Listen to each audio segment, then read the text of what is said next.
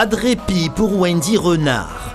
Face à la mer, sur le sable, c'est l'heure de la séance des exercices physiques pour la capitaine de l'équipe de France.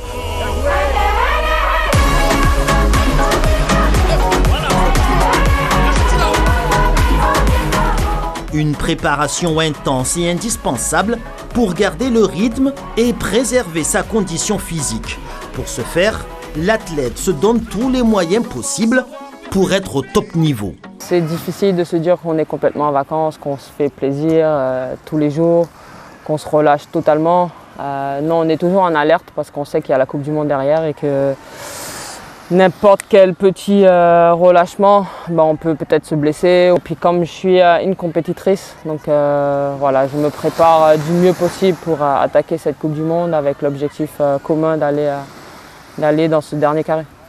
Et pour peaufiner au mieux ses différents entraînements, Wendy Renard peut compter sur son préparateur physique personnel.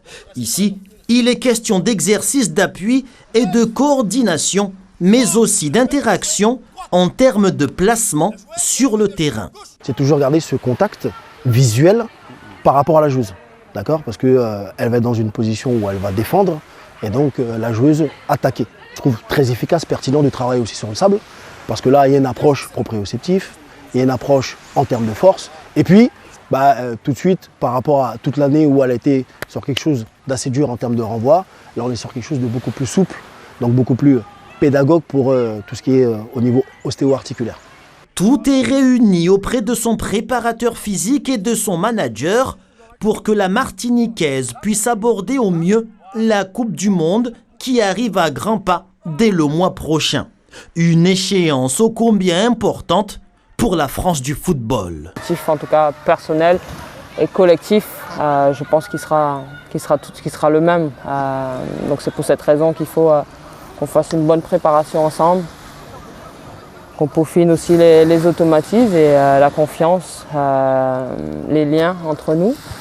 Et puis après, tout donner sur le terrain pour ne rien regretter et après, on verra tout.